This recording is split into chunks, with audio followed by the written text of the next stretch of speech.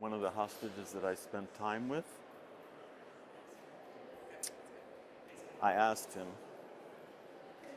I said to him, if you get back alive and I do not, please contact my family and tell my family that I was okay. 65-year-old Keith Siegel spent 484 days as a hostage in Gaza. He says through it all, it was the thought of his family that gave him strength. At any point, did you think this is too much, I'm not going to make it back to them? I never thought that it was too much for me. I was always thinking and believing that whatever I can do to survive and to get back, I will do whatever needs to be done. Keith recounts Hamas moving him 33 times throughout his captivity. And through it all, he never stopped thinking of his loved ones. Some people believe that you can convey messages to people far away.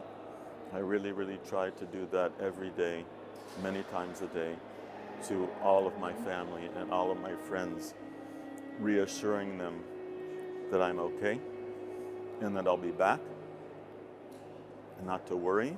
He'd have these conversations with every member of his family, always starting with his mother. I would picture in my imagination their face.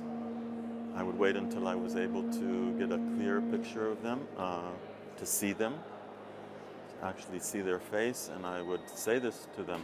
While he spoke to his mother from Gaza, Gladys Siegel had no idea that her son was taken hostage. Keith's siblings did everything in their power to make sure the Siegel family matriarch, who was going through her own health problems, never learned what happened to her son. I spoke with your sister about the decision to not tell your mother about you being taken hostage. What was your reaction when you found out this? I was very supportive of this decision. I was very worried in Gaza that my mom might know that I'm in a situation, and that was extremely difficult for me to think about her having to deal with that. Gladys passed away in December 2024 at 97 years old. Keith was released 2 months later. Was taken by a helicopter from the army base to the hospital, and that's when I met my wife Aviva and my son Shai, and we flew in the helicopter together, the three of us, and during the flight I asked Aviva about my mom.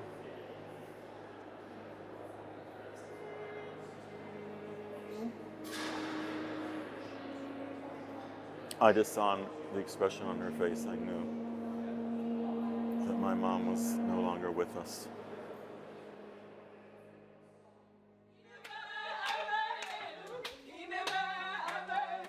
Life after captivity for Keith Siegel is telling his story on repeat at rallies, in interviews, and to any government official who will listen. This is what brought him to Washington, D.C. with a delegation of former hostages, begging President Trump to help broker another deal. I'm very anxious about the fate of the hostages. It's here that Keith told me about the day he and his wife Aviva were kidnapped from their home in kibbutz Kfar Aza during Hamas's October 7th attack on Israel. We heard people screaming in Arabic,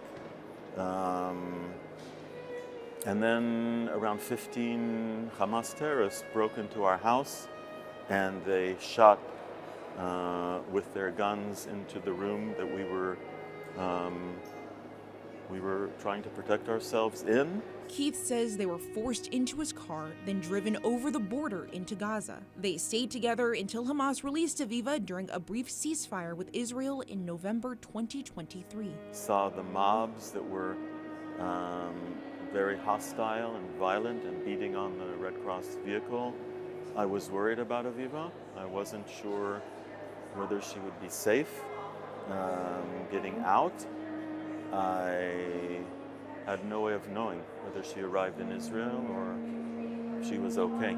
Alone, without Aviva, Keith says life became more dangerous. I was lying on my back on the floor.